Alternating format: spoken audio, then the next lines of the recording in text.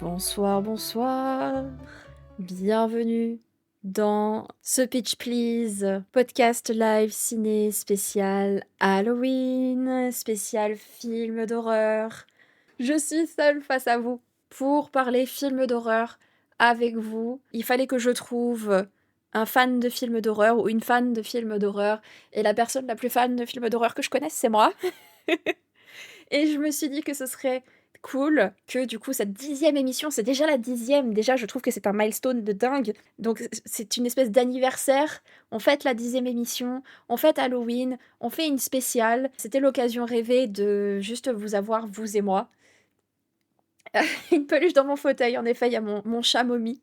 Donc on va parler films d'horreur. Ces 2 dernières semaines, je vous ai invité à me transmettre vos questions par rapport aux films d'horreur, au genre de l'horreur, à mon rapport aux films d'horreur, les films que j'aime bien, les films que j'aime pas, et cetera. Et je suis plutôt contente parce que j'ai eu un bon paquet de questions et des questions qui sont franchement intéressantes. Il y en a qui sont larges, vraiment à propos du genre de l'horreur, des mécanismes de l'horreur, donc ça j'adore, on va pouvoir deep dive dans ce genre de choses. Des questions par rapport à mes goûts personnels en matière de films d'horreur, en matière de ce qui se fait aujourd'hui, de ce qui s'est fait avant. Là aussi, on a plein de choses intéressantes à discuter et des questions un petit peu fun, qui, sont plus difficiles à la limite à répondre parce que le reste, je peux juste vous répondre avec mon avis, avec le cœur, avec sincérité. Sur Pitch Please, vu que je prends un malin plaisir à torturer gentiment mes invités, à leur faire des pitchs, absurdes, à leur faire des mini-jeux qui mettent à l'épreuve leur sens de l'improvisation. C'était de bonne guerre que vous m'envoyiez ce genre de défi. Donc on va faire ça. Est-ce qu'on se mettrait pas une toute petite musique d'ambiance? Je pense qu'on est good pour se lancer. Dans la mesure où l'épreuve numéro 1 à Pitch Please, l'épreuve initiale imposée aux invités, c'est le pitch. Le pitch bizarre, le pitch humoristique, le pitch fait de façon chelou. On va commencer avec un pitch. Parce que bien sûr, quelqu'un s'est dit que il ou elle allait venger tous mes invités. Imagine un de tes films d'horreur préférés et tu dois le pitcher façon nanar. Je vais pas vous dire le film que je vais vous pitcher, mais il va être assez évident très rapidement. C'est l'histoire d'un écrivain raté qui accepte un petit job tranquille de house-sitting dans la montagne pendant l'hiver. Donc il est coupé de tout pendant un certain nombre de semaines. Le petit problème, c'est que l'hôtel est hanté par une méga teuf no limit et tous les fantômes sont en gueule de bois depuis 50 ans. L'écrivain, il commence à faire la teuf avec les fantômes. Sa femme, elle est pas trop fan. Pendant que ces deux-là continuent de s'engueuler, personne s'occupe du gosse et il fait du tricycle dans les couloirs et il pourrait juste se casser la gueule, mais personne n'en a rien à foutre parce qu'ils sont trop occupés soit à faire la teuf, soit à s'engueuler. L'écrivain finit à son tour en gueule de bois. Il est tellement en gueule de bois qu'il confond le couteau à pain avec une hache. Le gamin se fait courser par les esprits à son tour. Il y a une vieille exhibitionniste dégueulasse, toute nue et toute ridée. Il y a un ascenseur qui a la tuberculose. À la fin, tout ce beau monde va faire les promos à Jardiland et se perd dans un labyrinthe de haies. Je pense que c'était assez, assez évident de quel film je vous parle et honnêtement, voilà, The Shining, bien entendu. Je suis pas la personne la plus originale du monde à ce sujet-là, c'est un de mes films d'horreur préférés, on y reviendra. D'ailleurs, c'est la question suivante, c'est quoi ton film d'horreur préféré?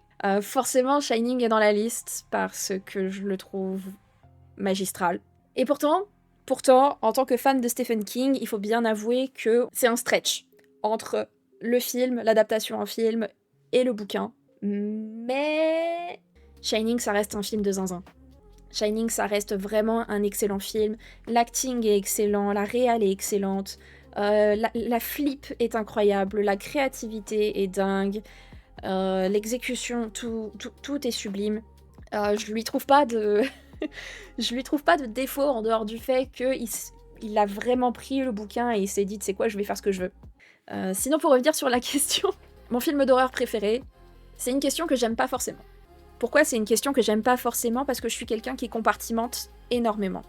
C'est-à-dire que j'aime pas comparer des genres et des sous-genres qui n'ont pas de socle commun qui fait que la comparaison est valable. Donc, j'aime pas comparer un film de zombies avec un film d'exorciste. Chaque sous-genre de l'horreur a ses codes que je trouve ça injuste et injustifié de les comparer et de se dire bon bah ça c'est mon préféré, toute catégorie confondue. Néanmoins, je vais pas vous faire chier avec ça et je vais pas vous faire mon film préféré par sous-genre de l'horreur parce qu'on y est encore demain. Je me suis dit que j'allais pas en choisir un seul parce que c'est trop difficile. Un seul, toute catégorie confondue, c'est trop difficile. Je vais vous en citer 3. Donc pour le classique, comme on vient de se dire, Shining. Un peu en tête-à-tête avec Psychose. Mais Psychose, à mes yeux, on est au-delà de la catégorie classique. On est dans ce qui a fait les fondements de l'horreur. Donc ce serait genre le Panthéon. Le Panthéon, on aurait Psychose, les classiques Shining. Au final, je vais vous en citer 4. Le film bonbon, pour moi, c'est Sinister. C'est vraiment un de mes incontournables de la période d'Halloween, quand je me fais un petit visionnage de films d'horreur, ce qui est le cas à peu près tous les soirs. Sinister, c'est mon incontournable, je l'adore, je le trouve très efficace, je le trouve créatif, tout en étant accessible, il a ce côté mainstream, les jumpscares fonctionnent, l'histoire est très sympa, ils ont limite créé cette espèce de méchant qui a quelque chose d'assez iconique, j'adore. Donc mon bonbon, c'est Sinister, et un film qui a beaucoup marqué mon rapport avec les films d'horreur, avec le genre de l'horreur, quand j'étais beaucoup trop jeune pour voir ce film, mais vraiment, maman, qu'est-ce que t'as fait? À quoi t'as pensé le jour où on a loué ce film et que tu nous as mis devant? C'est irresponsable, totalement irresponsable, mais merci quand même. C'est REC. Si vous connaissez pas REC, c'est un film caméra embarquée, fan footage de zombies. C'est un huis clos dans un bâtiment en Espagne. C'est terrifiant, c'est dégueulasse, c'est très bien fait. Ça a donné naissance à toute une saga, je crois qu'il y a 4 films en tout. Regardez pas le remake US, c'est quoi le remake US? Je savais pas qu'il y avait un remake US de REC.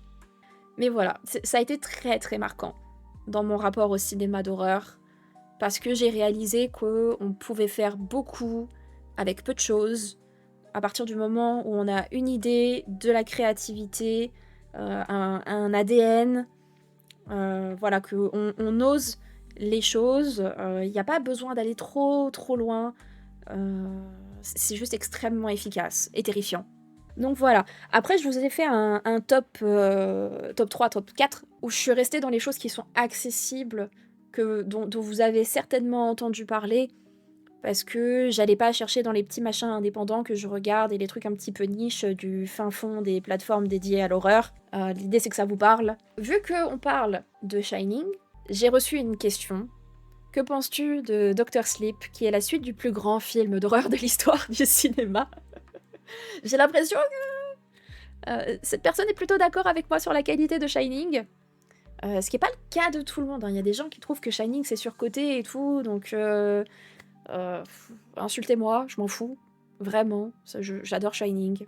Je suis bulletproof à ce sujet-là. Dr. Sleep, si vous connaissez pas, longtemps après Shining, Stephen King a écrit la suite, qui s'appelle Dr. Sleep et qui se focus sur Danny, qui a grandi, qui a toujours donc le Shining, cette espèce de connexion au monde des fantômes. On réalise qu'il existe des gens qui se nourrissent des gens qui ont le Shining.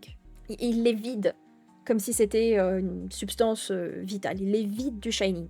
Et Danny se retrouve à être un peu le pseudo-papa de substitution d'une petite fille qui a le Shining, et il va devoir la protéger parce qu'apparemment elle est très puissante et que les méchants qui se nourrissent du Shining veulent la choper pour s'en nourrir. Je vous fais le truc vraiment très large parce qu'il se passe plein de choses dans ce film.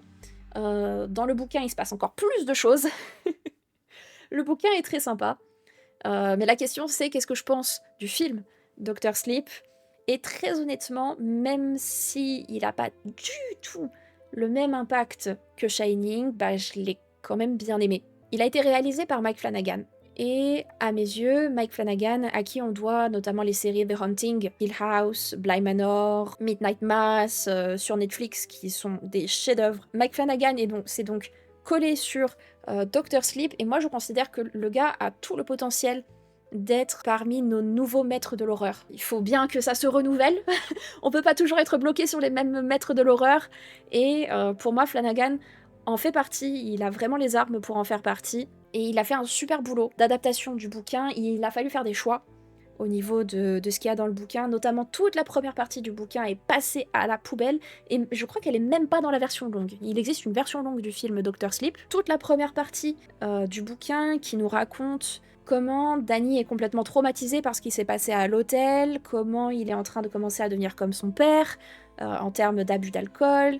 Il n'arrive pas à être stable, il n'arrive pas à garder un boulot. Il y a tout un cheminement au début du bouquin qui n'existe pas dans le film, que je trouve dommage parce que ça donne un bon background au personnage pour encore plus s'attacher et le comprendre et tout.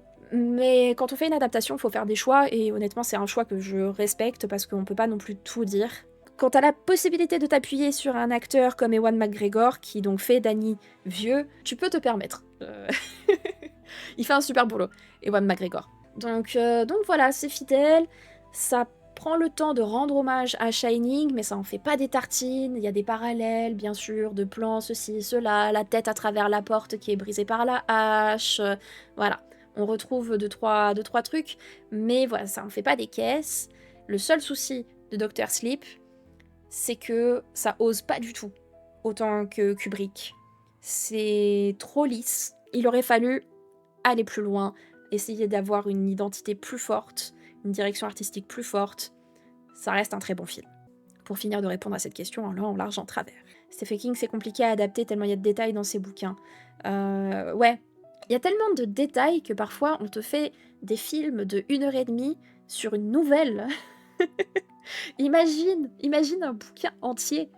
On te prend une nouvelle de quelques pages, on te sort un film complet parce qu'il y avait tellement de matière dans une nouvelle que c'est largement suffisant pour faire un film. Question suivante, une question qui est très très très très large, mais qui est très intéressante. Depuis que je regarde les films d'horreur des années 80-90, je trouve les films d'horreur actuels dans l'ensemble assez fades et sans idée. À part du côté de l'Asie, où il y a une volonté de monter le curseur un peu plus haut et de jouer avec les codes. Suis-je aigri? Et ça résonnait avec une autre question que j'avais reçue, qui était: est-ce que les films d'horreur sont de moins en moins réussis? Et ce que j'ai envie de dire, c'est: t'es pas aigri. Je peux pas donner raison pour autant sur le fait que les films d'horreur sont de moins en moins réussis. Quand on voit les films des années 80-90, et même avant, 70-60, on peut pas s'empêcher d'être un peu nostalgique. C'était une période où il y avait beaucoup plus d'expérimentation, il y avait plus de création, et aujourd'hui c'est quelque chose qui est moins valorisé. Et du coup, je suis pas d'accord avec ça parce que c'est une vision assez limitée de tout ce qui se fait en horreur. C'est une vision qui va un petit peu s'arrêter à ce qui sort dans les salles de cinéma. Et pour réaliser à quel point le genre de l'horreur n'est pas mort du tout créativement, il faut vraiment se tourner vers les choses plus amateurs, les studios indépendants, les choses où il n'y a pas de budget, les choses qui ne sortent pas au cinéma, les courts-métrages qui arrivent sur YouTube, certaines plateformes de niche. J'ai Shadows en plateforme de streaming dédiée à l'horreur, et ça me permet vraiment de dégoter des films, des pépites contemporaines, des pépites actuelles, pas forcément des vieux trucs. Pour avoir une idée de ce qui se fait réellement et qui n'est pas juste la soupe qu'on nous sert dans les salles de cinéma, il faut avoir la volonté de chercher plus loin. Mais pour revenir à ce qui sort dans les salles de cinéma, malheureusement quand on arrive dans une logique de rentabilité, ça donne jamais rien de bon. Et maintenant, on utilise l'horreur de manière très consumériste. On target plus le même public. On veut plus target les ados, la grande partie du temps. Mais on veut les target sans tomber dans les restrictions d'un PEG 18 aux États-Unis, pour parler en règle des États-Unis. Parce que dans ce cas-là, t'as une diffusion qui est plus limitée, t'as pas le droit à ceci, cela, donc tu veux viser un public large, notamment adolescent, sans tomber dans les restrictions. Donc tu te retrouves à faire des choses qui sont plus lisses. On y va très très mollo. Et vu que Netflix nous a appris à regarder toutes nos séries et nos films en ayant notre téléphone dans la main en même temps, et on peut quand même tout suivre, et bah les films te prennent par la main à outrance. Et ça te donne cette sensation de superficialité en fait. On ne te laisse pas tout seul avec le film, tout seul avec tes angoisses, tout seul avec une partie artistique, avec un grain, avec un truc un peu dégueu. Je dirais pas qu'ils sont de moins en moins bons, je dirais que maintenant il y en a tellement qu'on anticipe beaucoup ce qui va se passer par habitude. Absolument. Ça fait aussi partie des soucis, pas forcément un souci, mais des challenges que rencontre le genre de l'horreur actuellement, c'est qu'on a cette sensation d'avoir tout vu. On veut pousser le curseur de plus en plus loin, mais j'ai l'impression que les studios comprennent pas que le public veut pas forcément du plus dégueulasse et du plus gore et plus de torture et des fantômes ignobles. On veut pas une plus grosse claque graphique. On veut juste, juste entre guillemets, comme si c'était facile, on veut qu'il y ait une sensation de renouvellement du genre. On veut des choses qui ont peut-être plus de profondeur, on veut des nouveaux personnages, on veut des nouvelles histoires, il y a plein de choses qui n'ont pas été racontées, on veut une créativité plus assumée en fait, et qu'on arrête de nous prendre pour des demeurés. On est capable on est capable de comprendre des grosses métaphores et tout, et au pire tu le comprends pas, c'est que le film n'était pas fait pour toi, tu vois. Mais là on veut trop atteindre un maximum de gens, on veut être rentable, et ça donne pas des bonnes choses. Je trouve que dans la catégorie on nous prend pour des cons, on a des films d'horreur qui sortent juste pour le plaisir de faire du marketing d'horreur autour du film. Et tu te retrouves avec des bandes annonces où il y a tous les meilleurs scares dans la bande annonce. Au final, la bande annonce se suffit à elle-même, parce que quand tu vas au cinéma voir le film en entier, tu réalises que entre tous les scares qu'il y a dans la bande annonce, c'est du vent. Il y a rien. Ça ne vaut rien, l'acting est pas terrible, le scénario est inexistant, la réal n'a aucune ambition. On t'a mis tous les scares un peu sympas dans la bande-annonce, et en fait, quand t'es dans la salle de cinéma, que t'as payé ton billet et ton popcorn éventuellement, ceci, cela, la thune est déjà dans la poche de ceux qui veulent ton argent, et que tu réalises que tu t'es fait avoir, c'est trop tard. J'ai vraiment l'impression que cette espèce de scam, cette espèce d'arnaque à grande échelle est la motivation d'un certain nombre de films d'horreur qui sortent dans les salles, et c'est bien dommage. Pour revenir sur le cinéma asiatique, parce qu'on parlait aussi de la comparaison avec le cinéma asiatique, avec raison, on a la sensation que eux, ils essayent encore d'oser des choses, de monter le curseur, comme dit la question, mais j'ai la sensation que historiquement, le cinéma d'horreur asiatique a toujours plus osé que le cinéma d'horreur occidental. Suffit de voir certains films d'horreur asiatique des années 30, 50 et même dans les années 70 où ils commençaient à faire des trucs un petit peu psychédéliques. Ça a toujours été extrêmement gore, extrêmement malaisant. Ils vont beaucoup plus loin depuis toujours. Donc ils continuent sur cette philosophie-là. Ils ont aussi pour avantage d'avoir un folklore horrifique extrêmement riche. J'adore le folklore asiatique, et c'est terrible de dire asiatique en englobant toutes ces cultures diverses qui n'ont rien à voir les unes avec les autres et chacune très unique à sa façon. Malheureusement, je m'y connais pas assez pour vous faire du détail, mais voilà, ils ont des fantômes qui sont terrifiants, ils ont des créatures qui sont terrifiantes. Il y a quelque chose, à mes yeux, qu'on n'a pas forcément dans le côté occidental, et donc ils peuvent s'appuyer là-dessus et ça donne un avantage de dingue. Ils ont vraiment donc voilà ce folklore terrifiant qui donne ce petit avantage supplémentaire. Ils peuvent jouer là-dessus, mais voilà, ils ont une créativité bien à eux et une façon de faire de l'horreur bien à eux, et c'est peut-être parce que ils ont toujours plus osé que nous qu'aujourd'hui on va chercher chez eux ce que nos vidéastes occidentaux n'osent pas faire, et c'est chez eux qu'on cherche le renouvellement dont on a besoin. L'Asie, c'est un autre délire. Hein. Et je voulais vous citer quelques films asiatiques. J'aurais dû chercher la nationalité précise, je suis désolée. Mais des films que j'ai vus récemment qui m'ont beaucoup marqué, et c'est des films qui sont récents. The Sadness, qui est un film de zombies, très violent, très glauque, qui va pas avec le dos de la cuillère. Vraiment, ça n'y va pas avec le dos de la cuillère. Et il faut être bien accroché à son estomac. Un autre film qui s'appelle Exhuma, qui est un peu long, qui parle un petit peu des formes d'exorcisme chamanique qui est vraiment très très traditionnel et c'est très intéressant de découvrir tout ça en fait, de découvrir cette culture-là de l'exorcisme chamanique. Donc Exhuma est super, si jamais ça vous intéresse de les découvrir. Pour revenir sur le fait que non, les films d'horreur sont pas de moins en moins bien. Pour ce qui est de mainstream, on nous sert de la soupe, en effet, et même qu'on nous laisse pas nous servir la soupe avec notre propre main, on nous tend la cuillère et on nous fait l'avion et on nous prend pour des teuteux. Mais il y a des plateformes qui peuvent vous permettre d'aller chercher le bon cinéma d'horreur contemporain. Donc tentez Shadows, il y a d'autres plateformes, mais pour ma part j'ai Shadows. Et dans la catégorie mainstream, on a quand même quelques personnes qui tentent des choses. Et pour ça, je voulais vous citer Barbarian, que j'ai trouvé extrêmement traumatisant. Je m'attendais pas du tout à ça. Je sais pas si vous avez vu le contraste entre la bande-annonce de Barbarian et le film en lui-même. Y a pas un monde où t'es prêt pour ce dont parle réellement le film, et c'est dégueulasse, mais c'est super. Gros twist, j'adore. La Main, Talk to Me, qui a eu un gros succès, c'est un film australien, si je dis pas de bêtises, et je l'ai trouvé créatif. Il n'y a pas nécessairement d'originalité réellement, mais les personnages sont intéressants, l'exécution est très bonne, on est vraiment accroché à notre siège, et il fait peur. Vraiment, il fait peur. Mais t'as pas besoin d'être un ado pour accrocher. Ça parle du deuil, ça parle de la peur de la mort. C'est un film mainstream qui vise un public à la base adolescent, mais qui a des choses à dire et qui a une très très bonne exécution. Donc, Talk to Me, excellent. Et plus niche, je voulais vous partager Saint Maud, sorti il y a pas longtemps, qui parle d'une infirmière religieuse qui s'occupe d'une autre femme mourante. Ça parle de fanatisme religieux, ça parle de la notion de sororité, ça parle de comment les femmes peuvent se sentir aussi par rapport à la religion. Il y a beaucoup de thématiques en tant que femme qui sont très intéressantes, et si jamais vous vous intéressez à la religion, c'est également très intéressant. La fin m'a foutu par terre.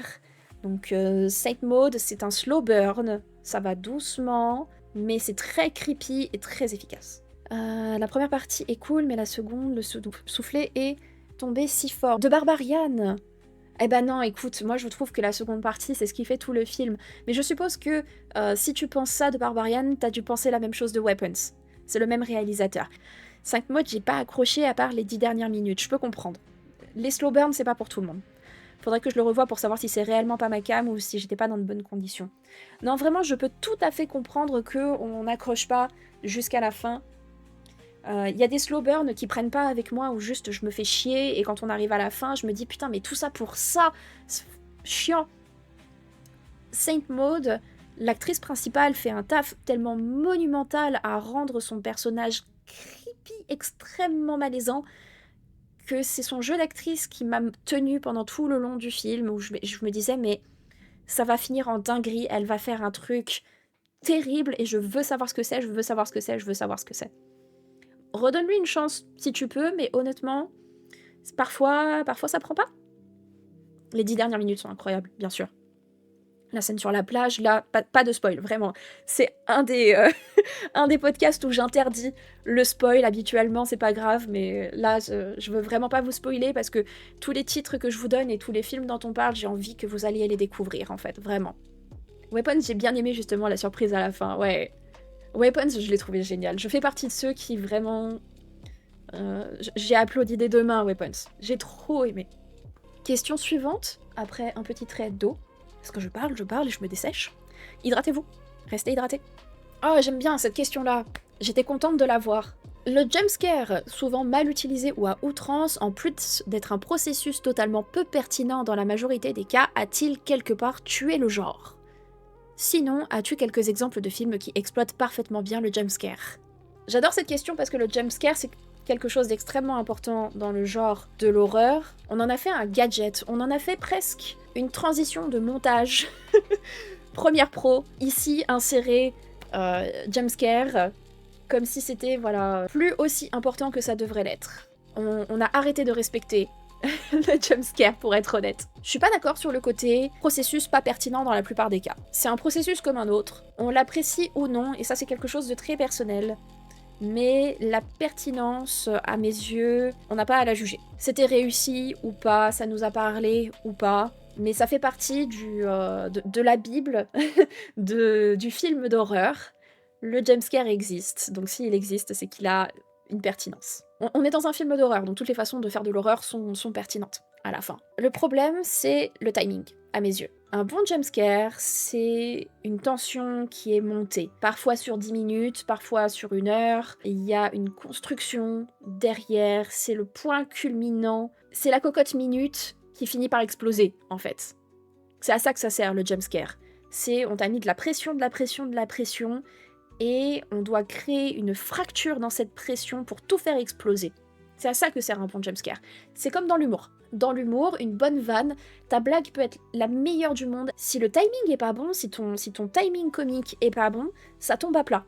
Parce que t'as pas build up le truc comme il faut. Et maintenant, donc, on utilise le jumpscare comme, je vous ai dit, un gadget, et plus comme une finalité qui doit servir le scénario. Il y a une forme de flemme de construire la chose, il y a une forme de facilité. Et je pense que ça revient à ce qu'on disait tout à l'heure, que l'horreur ne se renouvelle pas assez ou ne trouve pas comment se renouveler, parce que ce qui fait que les jumpscares ne prennent plus sur nous, c'est qu'on a l'impression d'avoir tout vu. On connaît les mécaniques, on connaît comment le sound design fonctionne, on sait comment les plans essayent de nous amener petit à petit jusqu'à un jumpscare. On a tellement la sensation d'avoir tout vu qu'on intellectualise les films d'horreur et on sait très exactement quand est-ce qu'un truc va nous sauter dessus. Donc vu que les constructions menant au jumpscare ne se renouvellent pas, et forcément ça prend plus et ça tombe à plat. J'ai toujours trouvé que c'était la forme la plus facile à utiliser, le jumpscare, celle que tu utilises quand justement t'es pas très doué pour les autres formes d'horreur.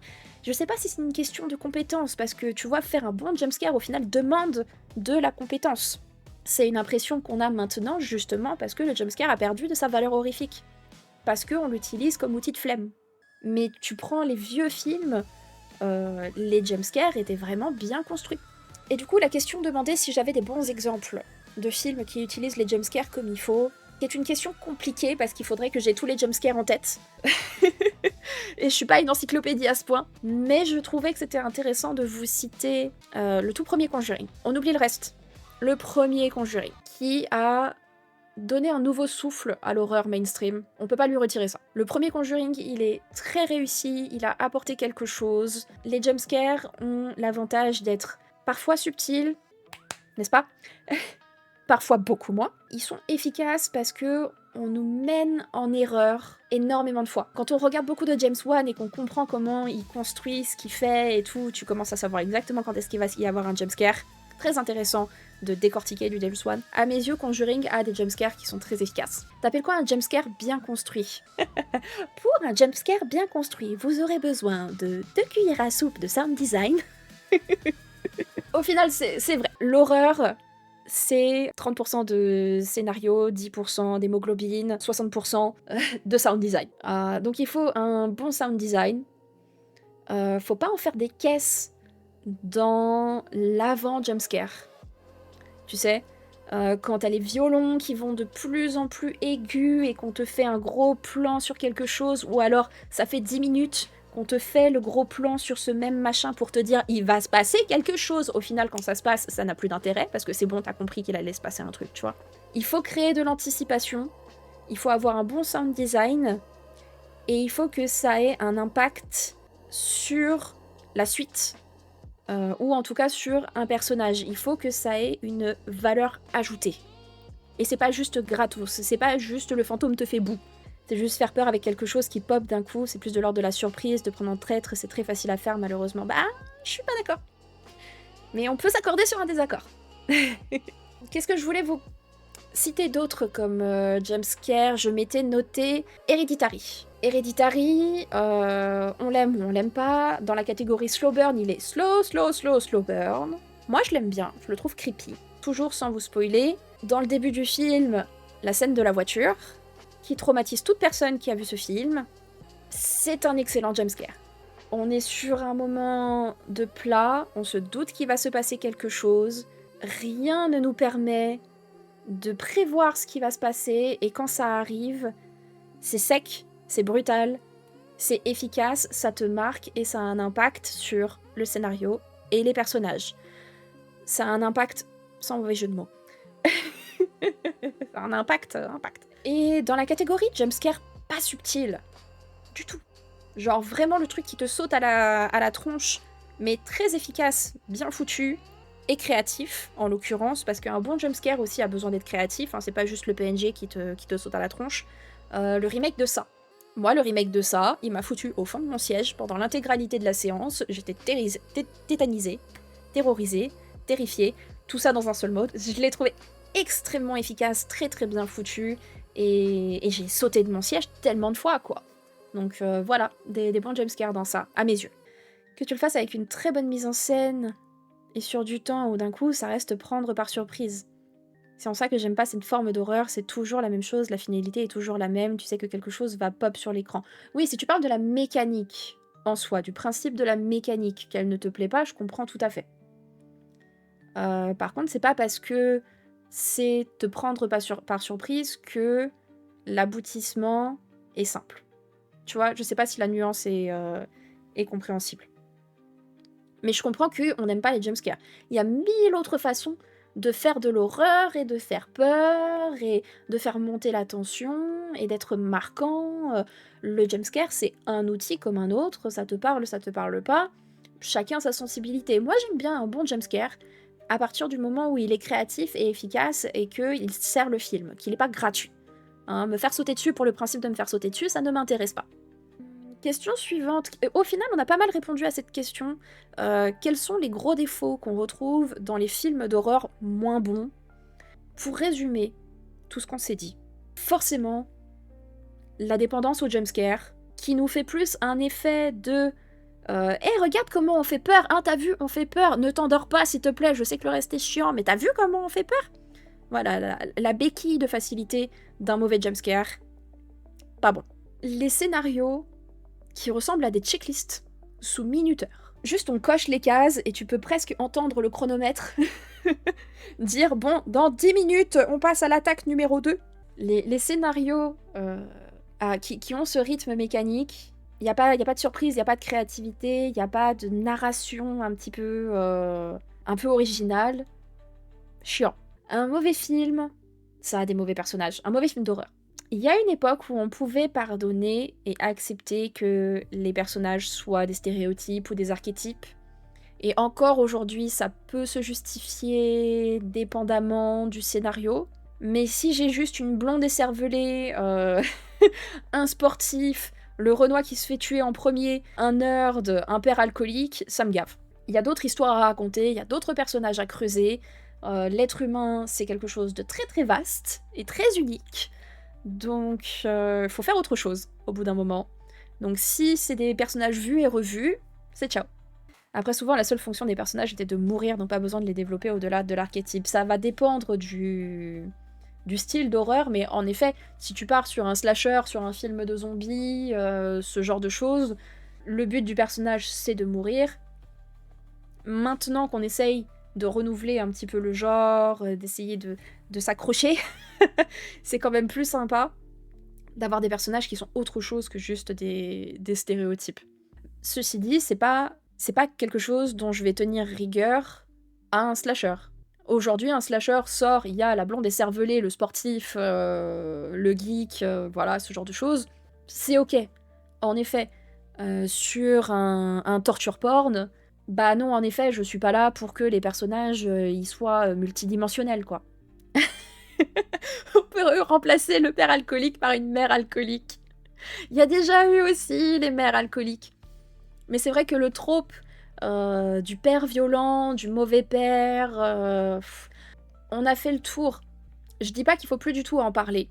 La masculinité toxique transmise de père en fils par une société patriarcale, on est encore en plein dedans jusqu'au cou, donc on va pas arrêter d'en parler. C'est important d'essayer de faire passer ce message à travers tous les genres, pas forcément l'horreur, tout genre confondu.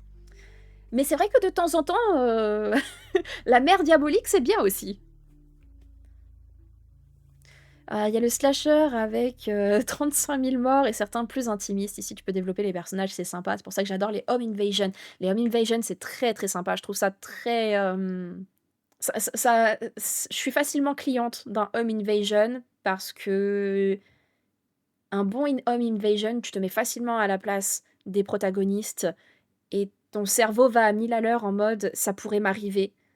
Et si ça m'arrivait en home invasion que j'aime bien et que je pense qu'on cite pas assez dans le genre, c'est le premier La Purge. Le premier American Nightmare qui fait aussi partie des films qui m'ont vachement marqué dans mon rapport à l'horreur. Je le trouve génial. Au cinéma, ça a été une révélation pour moi. C'était un super huis clos. Et c'était pas juste le huis clos de Home Invasion, c'est-à-dire qu'ils avaient construit un monde autour pour expliquer ce qui se passait. Et donc, t'avais un sous-texte politique. C'était pas juste bête et méchant. On avait le principe de Home Invasion, mais tous les personnages étaient creusés. Et même le lore de cette réalité parallèle était aussi recherché. Donc c'est dommage que ce soit devenu de la merde, American Nightmare. Mais le premier, je l'ai tellement aimé, tellement aimé. J'étais en train de finir ma checklist du mauvais film. Je voulais vous citer les twists forcés. Arrêtez d'essayer de faire des twists forcés comme ça, juste histoire de faire un twist. Ok, histoire de devenir viral et que les gens sur TikTok ils disent oh là là, on n'avait pas vu ça venir. Chiant. Je vais être un peu dur sur ce point-là, parce que ça veut pas forcément dire qu'un film d'horreur est moins bon, mais à mes yeux, un film d'horreur est bon quand il a une identité artistique. Je veux du grain, je veux que l'image ne soit pas propre, on est dans de l'horreur, et quand c'est lisse et tout rond et tout beau à la Netflix, ça m'agace. J'aime quand il y a pas forcément une originalité, mais une intention. Parfois c'est pas bon, parfois ça tombe à plat, c'est un coup d'épée dans l'eau, c'est pas grave. À partir du moment où la réal a essayé quelque chose, une intention pour se démarquer artistiquement, je suis déjà contente. Et pour finir, un truc qui m'agace profondément, c'est quand le film veut te prendre par la main à l'excès, et que tous les dialogues sont en train de complètement tuer l'ambiguïté des situations, du scénario ou quoi. Quand on est en train de me surexpliquer ce qui se passe ou ce qui va se passer, eh ben je me fais chier comme un rat mort. En fait, j'ai pas besoin qu'on me prenne pour une abrutie à ce point. Plus ça va, plus on a un peu besoin de prendre les gens par la main. À cause de... Vraiment, je vais radoter. À cause du fait que Netflix nous fait des séries et des films à destination de gens accros à leur téléphone. On est supposé voir leurs séries et leurs films avec notre téléphone dans la main en train de scroller sur les réseaux en même temps, et t'as beau scroller, t'es quand même en mesure de suivre ce qui se passe. Il y a un sérieux problème avec cette mécanique, et le problème c'est que la majorité des productions sont en train de se caler là-dessus, et donc on est obligé de nous tenir par la main. On est obligé de nous tenir par la main parce que notre attention n'est pas entièrement sur le film ou la série, et il faut être en mesure de relever le nez de ton téléphone et qu'on te rebriefe sur ce qui est en train de se passer, et je trouve ça insupportable. Et là, à ce niveau-là, je n'ai pas peur de dire que, à mes yeux, c'est la définition d'un mauvais film. Mauvais film d'horreur, mais mauvais film tout court, en fait. Faut arrêter avec ça. Rien de pire que de prendre les gens pour des cons, que ce soit dans les dialogues ou la mise en scène. Mais complètement. On devrait éduquer les gens à voir plus de grosses métaphores et parfois nous laisser sans toutes les réponses. On veut trop toutes les réponses tout le temps, avoir plus de fins qui sont ouvertes, moins de parlotte. Mais je suis très embêtée par tous les films qu'on a qui sont pensés pour ne pas avoir toute notre attention sur le film. Je trouve ça dommage. Je trouve que il y a peu de choses où je vais vous dire ça tue le cinéma, ça tue le cinéma. Ça y est, c'est moi qui suis aigrie maintenant. Question suivante. Si tu devais éliminer une franchise de l'histoire entre Conjuring, Insidious et Saw, laquelle tu supprimerais? Et c'est pas sympa comme question. C'est très dur comme question. Je me suis dit que j'allais laisser de côté ce que moi je préfère. Parce que parmi tout ça, à mes yeux, Insidious, ça fait partie... C'est une saga bonbon. J'aime bien les Insidious. Insidious, on a une saga d'à peu près... Je crois qu'il y a 5 films. On en a 2 un peu passables, qui sont genre un peu spin-off. On en a un qui est une purge absolue. Le dernier, là, tellement c'était mauvais, mais je l'ai subi. J'avais tellement hâte qu'il sorte et je l'ai subi. Donc Insidious, le rapport bon film, mauvais film est plutôt en sa faveur. Le problème de Insidious, c'est qu'il a rien apporté de nouveau. Conjuring, t'as sur 4 films, 2 qui sont bons et 2 qui sont à jeter à la poubelle. On a plein de spin-offs qui sont pas ouf. Hein, honnêtement, on se passe un petit peu de tout ça, mais le premier Conjuring et le deuxième ont apporté quelque chose. Il y a eu un nouveau souffle pour le cinéma d'horreur, avec des choses un peu recherchées. Il y avait des volontés artistiques tout en restant mainstream, tout en restant accessible. On peut pas retirer à Conjuring le fait qu'il a apporté un truc au cinéma d'horreur contemporain. Et Saw, j'ai fait ma recherche, il y a 11 films. Je ne saurais pas vous dire ce qui se passe dans quel film. Tout se mélange dans ma tête. Une fois, j'ai fait un marathon. Il n'y avait pas encore 11 films à ce moment-là, je crois qu'il y en avait peut-être 9. Et je me les suis tous enfilés, les uns à la suite des autres. Donc du coup, tout se mélange dans mon cerveau. Je ne saurais pas vous dire ce qui se passe dans quel film. Mais le premier Saw a apporté quelque chose au cinéma d'horreur. Le premier Saw a marqué les gens. On était sur ce huis clos anxiogène, étouffant, gros twist que personne voyait venir, bon jeu d'acteur, zéro budget, une grosse idée, une très bonne exécution. Saw a apporté un truc au cinéma, après on en a fait ce qu'on en a fait, mais le premier a une valeur dans l'histoire du cinéma d'horreur. Et donc partons de ce constat, partant du fait que je ne pouvais pas supprimer Saw pour ce qu'il a apporté, que je ne pouvais pas supprimer Conjuring pour ce que ça a apporté, je suis obligée à choisir de supprimer Insidious, alors que clairement c'est ce que je préfère.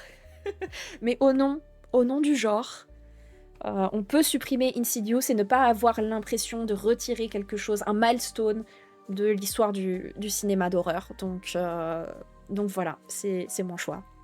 Question suivante. Tu penses quoi des scary movies ? Je les aime beaucoup. Les scary movies, je les aime beaucoup. Et j'ai pas de problème avec le fait qu'on puisse parodier l'horreur. Je trouve ça important de pouvoir se tourner en dérision, de pas se prendre trop au sérieux. À partir du moment où le film n'est pas en train de me faire sentir stupide d'aimer l'horreur, alors que honnêtement, dans les films d'horreur, il y a énormément de choses qui sont risibles. Et c'est important d'avoir l'honnêteté intellectuelle de se dire oui, en effet, ça c'était complètement risible. Mais avec une forme de respect. Tant que j'ai pas l'impression que le film est en train de me dire les films d'horreur c'est nul et vous êtes tous cons si vous avez aimé ce film d'horreur ou ces films d'horreur, j'ai pas de problème avec un scary movie qui va parodier quelque chose que j'aime. Et je vais en rire et ce sera un super moment. Question suivante. Que penses-tu des films d'horreur français ? Je vais avoir beaucoup de mal à répondre à cette question. Parce que j'en ai vu bien trop peu. Trop longtemps, j'ai été matrixée au fait que le cinéma français n'est pas bon. Et renouer avec le cinéma français est quelque chose de très récent. Donc forcément, j'essaye de me créer un lien avec le cinéma d'horreur français, mais c'est pas simple. Quand Gueule Noire est sorti, j'ai voulu lui donner une chance. C'était extrêmement mauvais. Vraiment, je me suis fait chier. Ça n'avait aucun intérêt. Vermine, je l'ai vu au ciné, il était incroyable, pépite absolue, mais alors pique le truc. Vermine, zinzin. Si vous êtes arachnophobe, vous ne survivrez pas à Vermine, je le suis pas, c'est ok. Je l'ai trouvé, voilà, magistral. J'ai vu une série d'horreur française, je me souviens plus du nom. Oh, Marianne, la série d'horreur française, elle est très bonne, sur Netflix, elle est très très bien. Je l'avais complètement oublié. Mais c'est vrai que ça, c'était très intéressant. Il y avait quelque chose. Je sais qu'il faut absolument que je voie Grave. On me l'a vendu encore et encore et encore en disant à quel point c'était difficile et traumatisant et ceci et cela. Et du coup, j'ai peur de le voir. Mais j'ai aussi peur d'être déçue et qu'on me l'ait survendu. Mais c'est prévu. Je vais voir Grave un de ces jours. J'ai vu Deep House qui était nul à chier. Sans intérêt, ça aussi. Et pourtant, l'idée était originale, l'idée était sympa. C'est un couple de plongeurs professionnels. On leur dit qu'il y a une baraque au fin fond d'un lac et ils veulent aller l'explorer. Et donc forcément, la baraque est hantée, ceci, cela. Et donc j'aimais l'idée que t'étais forcément limité dans le temps et qu'il allait avoir cette tension grandissante du ils ont de l'oxygène sur eux, ils peuvent pas aller au bout de leur réserve d'oxygène. Donc au bout d'un moment, il va falloir trouver des solutions. Donc l'idée était bonne, l'exécution était nulle à chier. Désolé Deep House. Si vous voulez un film d'horreur français qui a été l'inspiration de beaucoup de réals américains, voyez Les yeux sans visage. Notez. Il y a un truc que je dois au cinéma français, au cinéma d'horreur français, c'est le court-métrage qui m'a le plus traumatisé. C'était il y a longtemps hein, que je l'ai vu. C'était il y a facile 7 ans que j'ai vu ce court-métrage, 6-7 ans. Je suis toujours pas remise. Je ne veux plus jamais le voir. C'est juste en parler, le mentionner, vous expliquer de quoi il s'agit, j'ai les images dans la tête, c'est juste traumatisant. Et du coup, c'était un réalisateur français qui l'avait fait. il y a un film qui s'appelle The ABC of Death, qui est une anthologie. Et donc chaque lettre de l'alphabet a été confiée à un réalisateur de plein de nationalités différentes. C'est très très riche, c'est très sympa. Et la lettre X, j'ai souvent parlé de ce court-métrage, donc si je radote pour certains, je suis sincèrement désolée. La lettre X est pour XXL.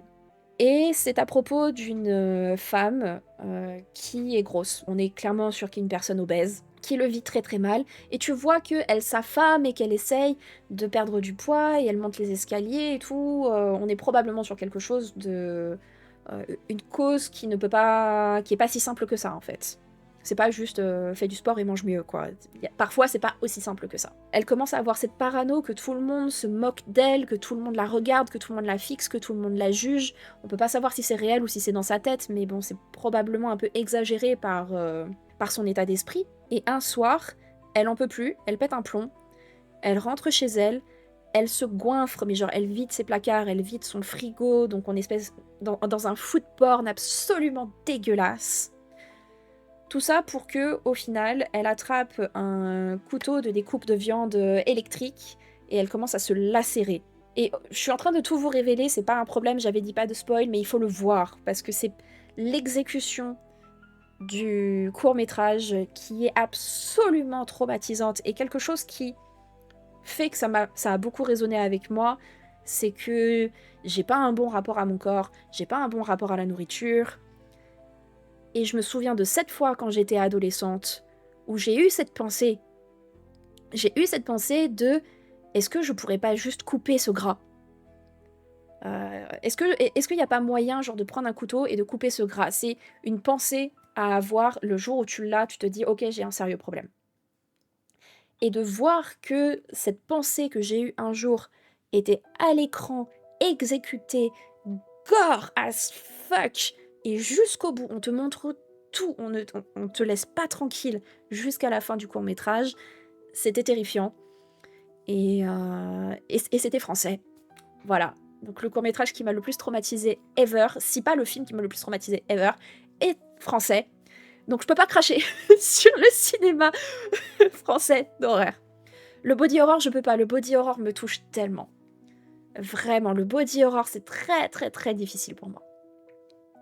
Mais The Substance m'a pas trop atteint. On m'avait survendu The Substance comme quoi c'est vraiment du gros body horror, et au final, j'ai vu largement pire. Donc ça allait. Mais c'est vrai qu'en termes de body horror mainstream, grand public, quand je dis mainstream, c'est vraiment sans prendre le truc de haut, hein, c'est pour la définition, c'est à l'intention du grand public. Bah au final ça allait. Alors que il faudrait que je vous retrouve le titre. Là tout de suite je l'ai pas. Petit film indépendant sans budget, huis clos à propos d'une meuf qui est un peu sous l'emprise de son copain et elle finit par le larguer. Et le fait de se retrouver seule chez elle fait remonter à la surface tout son rapport aux hommes et sa place de femme dans la société patriarcale. Et elle se met à pourrir. Littéralement, son corps se met à pourrir et c'est 1h15, 1h30 de cette meuf enfermée chez elle, glauque, en train de pourrir, en train de perdre sa peau, en train de perdre ses membres. Vous voulez du body horror hardcore? Thanatomorphose, merci! Merci! En effet! Oui, c'est celui-là. Je sais pas si vous avez googlé un petit peu le synopsis que je viens de vous faire ou si juste vous le connaissez, mais il était horrible, horrible. J'ai pas spécialement aimé le film, mais je trouvais que c'était un body horror de qualité. Il est dispo normalement sur Shadows, il me semble. Mais oui, Thanatomorphose, terrible. Et du coup, je vous ai parlé, en long, en large, du court-métrage XXL, parce que la question suivante que j'ai eue, quel est le film qui t'a le plus traumatisé? Et donc concrètement, c'est pas un film, c'est un court-métrage. Il y a XXL. C'est difficile de trouver parce que j'ai eu du mal à me souvenir de titres avec lesquels j'ai eu une relation où je me sentais pas bien. Je peux vous citer le film Soft and Quiet. Pareil, un petit machin indépendant, pas de budget. C'est un film entier d'1h15 en une seule prise, sans trucage de fausses prises ou quoi. L'entièreté du film est en une seule prise. En plan séquence. Merci beaucoup, je perds mes mots. Donc c'est pas un faux plan séquence à la Birdman, on est sur un vrai plan séquence. C'est une réflexion sur les femmes suprémacistes blanches. Et il se passe beaucoup de choses très intenses, très violentes. On a cette espèce de reine des abeilles qui a beaucoup d'influence sur tout un groupe de femmes. Le frère de cette femme a été accusé de viol par une femme... J'ai pas envie de vous dire une connerie, mais bref, c'est une femme de couleur. Il me semble qu'elle est asiatique, mais vraiment j'ai peur de vous dire des conneries. Et pour se venger des accusations de cette femme, la reine des abeilles décide de faire un home invasion de la baraque de cette meuf. Et le problème, c'est que la meuf rentre chez elle et ça part en sucette. Et je vous spoil pas la suite. Moi, j'ai trouvé ça très traumatisant. Certaines choses qu'elles lui font subir et certains plans qui sont juste très longs et très malaisants. Et la réaction de chacun des personnages et tout. La violence de ce qu'on peut se faire subir les uns les autres dans un cadre plausible, réaliste, entre humains, l'horreur de ce que l'humain est capable de se faire subir les uns les autres, moi c'est quelque chose qui a tendance à me toucher, et donc dans Soft and Quiet c'est beaucoup de... j'ai pas envie de dire de violence ordinaire, parce que la violence n'est pas supposée être ordinaire, mais de choses qui peuvent se passer et qui sont faites de manière très crédible. Et je sais pas comment ils ont fait ça, et j'espère qu'il y avait un psy sur le tournage. Parce que le film est terrible. Et on parlait du body horror, un des rares films où j'ai fait pause plusieurs fois parce que j'ai vraiment cru que j'allais gerber, c'est Antiviral. C'est réalisé par Brandon Cronenberg, qui est le fils Cronenberg. Et il n'y a rien qui va dans ce film. Le film a lieu dans un futur plus ou moins proche, où les célébrités, c'est devenu quelque chose de tellement intense. Le rapport à la célébrité est devenu quelque chose de tellement intense que les gens payent pour se faire injecter des virus qu'ont eu les célébrités. Donc tu peux aller voir un laboratoire et demander à te faire injecter la grippe qu'a eu Lady Gaga sur sa tournée de 2015. Et on te l'injecte et tu tombes malade et t'es trop content de tomber super malade parce que c'est la même maladie qu'a eu Lady Gaga, tu vois. C'est zinzin. Mais ça s'arrête pas là en fait. Parce que on développe de la viande en laboratoire, donc tu peux aller chez le boucher et te prendre un petit steak de Brad Pitt. Tu peux te faire des implants de peau. Donc on élève de la peau en laboratoire. Si t'as envie d'avoir un carré de peau de Jenna Ortega, on te greffe un carré de peau de Jenna Ortega. C'est dégueulasse. C'est dégueulasse, c'est malaisant. Et moi qui suis quelqu'un de vraiment très très inconfortable par rapport à la notion de célébrité, le fait qu'on idolâtre des gens qu'on ne connaît pas, je suis la première à dire brûlez vos idoles, tu vois. Je refuse la notion de fan. Ça a eu beaucoup d'écho par rapport à tout ce que je pense à titre personnel, avec du body horror par-dessus le marché. Voilà, j'ai fait pause peut-être 2 fois dans le film parce que j'étais là, je me sens pas bien. Du tout, et l'ambiance est très pesante. La question suivante qu'on m'a envoyée, et je ne sais pas du tout comment je vais y répondre. Si tu devais être un méchant d'un film d'horreur, tu serais lequel? Je n'en sais rien. Je ne sais pas. Je ne sais pas du tout. Si je devais être un méchant dans un film d'horreur, honnêtement, quand j'ai vu Pearl pour la première fois, il y a pas mal de choses où je me suis dit que j'étais un peu en mesure de m'identifier à la donze. Je vais pas tuer des gens, c'est pas au programme. Mais le personnage a quand même une certaine humanité. Elle a le rapport à ses parents, le fait de pas être forcément compris par son entourage, le fait de se sentir à part, de se sentir original, isolé. Il y avait beaucoup de choses qui résonnaient avec moi, donc voilà, à choisir, si je devais être un méchant de film d'horreur, ce serait Pearl. Et regardez Pearl, il est trop bien.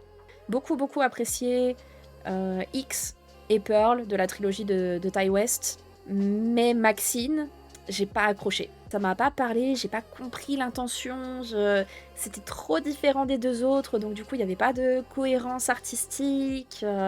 J'ai pas saisi ce qu'on a essayé de me vendre, j'ai pas compris la fin non plus. La fin qui devient très grotesque.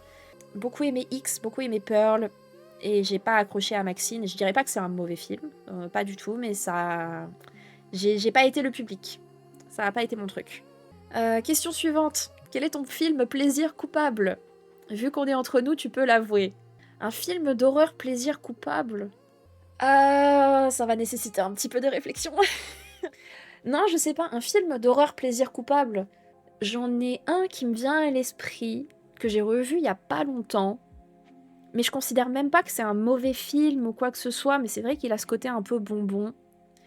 C'est Motel, avec Kate Beckinsale. C'est un couple qui a divorcé ou en cours de divorce, qui sont supposés se rendre chez les parents de l'un, sauf qu'ils leur ont pas encore dit que le divorce était en cours. Sur le chemin, ils s'arrêtent dans ce motel, parce qu'ils n'ont pas le choix, je crois qu'ils crèvent un pneu ou un truc dans le genre, ils sont bloqués. Ils s'arrêtent dans ce motel qui est tenu par, forcément, un grand sadique qui a mis des caméras partout, et à chaque fois qu'il met un couple dans la suite nuptiale, il y va, il bute le couple, c'est enregistré, et comme ça, il peut se pignoler devant les enregistrements de ses propres meurtres. C'est un peu bateau, ça réinvente pas la roue, l'exécution casse pas trois patins à un canard, l'acting est pas exceptionnel, même si l'alchimie avec entre Kate Beckinsale et l'autre acteur, je n'ai plus son nom, est plutôt correcte. Ils passent bien en tant que couple. Voilà, c'est juste eux qui doivent échapper à un sadique. Au fur et à mesure, on découvre que le gars, il a des complices et tu t'y attends pas, il y a 2-3 twists un petit peu cool. Je dirais que c'est mon plaisir coupable. C'est pas un film d'horreur extrêmement qualitatif, mais il passe bien. Un petit dimanche pluvieux, t'as une humeur film d'horreur, tu sais pas quoi mettre, bah tu mets Motel et ça passe bien, quoi. Avec un petit chocolat chaud. La question suivante. Dans quel film d'horreur tu aurais aimé jouer? Dans quel film d'horreur j'aurais aimé jouer? C'est ouf parce qu'on va passer tout un live d'horreur et je vous ai pas encore casé l'Exorciste. J'ai quand même un t-shirt l'Exorciste, qui est un film absolument exceptionnel. Va falloir que j'en parle au bout d'un moment. Regardez l'Exorciste.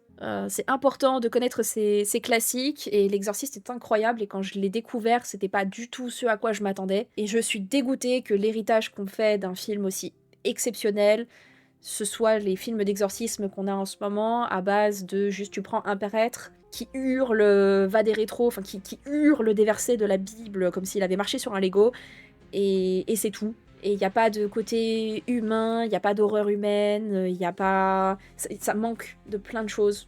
L'Exorciste, ce qui m'avait vraiment traumatisé dedans, c'est pas tant ce qui se passe avec le démon, c'est ce qui se passe à l'hôpital. C'est tout ce qu'on fait subir à la gamine pour essayer de savoir ce qu'elle a. Ça m'a fait peur. Plus que le démon. Ça dépend pour jouer quel personnage. Si c'est le monstre tueur, je veux bien, ça doit être cathartique. Eh, n'empêche, être la final girl, la scream queen et tout, pouvoir hurler comme tu veux et tout, ça doit être aussi plutôt sympa. Non, en vrai, dans quel film d'horreur j'aurais aimé jouer? J'ai une petite liste de choses que j'ai vues là sur le côté pour rafraîchir ma mémoire parce que j'en ai vu tellement que c'est compliqué. J'aime bien le film Carrie, c'est tiré d'un Stephen King donc forcément ça me parle. Que ce soit faire Carrie ou faire sa mère, je parle du vieux film, hein. Je parle pas du remake dégueulasse qu'il y a eu avec Chloé Grace Moretz. Ce film n'existe pas. Non, l'original. Et juste se faire renverser du sang de porc, du faux sang, je sais pas, enfin, tout dégoulinant comme ça devait être un petit peu fun. Donc éventuellement, peut-être, ouais, peut-être Carrie. En vrai, il y a 1000 films d'horreur dans lesquels j'aurais aimé jouer, mais... Question finale. On arrive à la fin, les enfants. Petit exercice pour se détendre. Prends 2 films classiques parmi tes préférés, fusionne-les, ajoute un élément de ton choix pour faire tourner cette œuvre en film d'horreur et ajoute un nouveau casting, ta carte blanche, qu'est-ce que ça donnerait? Ça va être long. 2 films classiques parmi mes préférés. Ah non, mais donc du coup, il faut pas que ce soit des films d'horreur parce qu'il faut que je les rende horrifiques. Ça va être compliqué, ça. Mon film préféré, en tout cas pour le moment, depuis plus de 10 ans, c'est Cloud Atlas. Cloud Atlas, c'est un film qui est réalisé par les sœurs Wachowski, les réalisatrices de Matrix.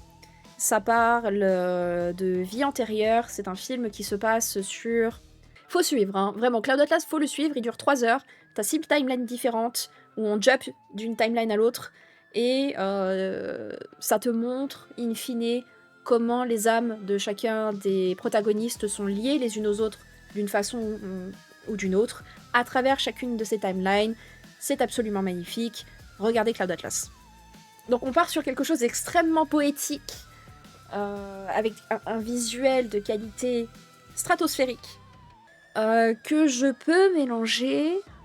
J'ai envie de le mélanger à un Disney. Je sais pas pourquoi. Je vais le mélanger à mon Disney préféré, Coco. Dans mes Disney préférés, tête à tête, t'as Coco et Encanto. Donc ça va être Cloud Atlas featuring Coco. Et je me dis que c'est un bon duo parce que au final, il y a ce parallèle d'âmes connectées. Ça va être un film où t'as donc ce groupe d'âmes sœurs. Donc c'est des âmes qui sont liées dans l'espace, dans le temps, donc dans le passé, dans le futur. Ils sont constamment liés, sous une forme ou sous une autre. Ça peut être une famille, ça peut être des amis, ça peut être des amoureux, ça peut être des ennemis. Ils sont toujours dans le même entourage. Qu'importe où ils sont dans l'espace et dans le temps. Et le problème, c'est qu'ils sont aussi liés dans le monde des morts. Et arrive un moment où ils sont au bout de leurs différentes réincarnations. Ils arrivent au purgatoire et ils vont devoir traverser tous les cercles de l'enfer avant de réussir à se sortir de là. Et on va avoir un mélange de beaucoup de choses parce que tu vas avoir certains cercles de l'enfer qui vont être à base de torture, tu vas avoir des cercles de l'enfer qui vont être à base de body horror, t'as des choses qui vont être juste peut-être très vides, très liminaires, très atmosphériques. Chacun de ces cercles va représenter des erreurs qu'ils ont fait dans leur vie, dans chacune de leurs vies antérieures. Et voilà, et l'idée c'est de réussir à sortir de l'enfer.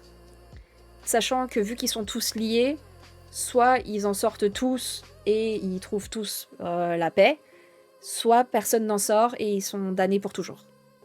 Je veux voir ce film. Ah ouais, c'est... Et il part un peu.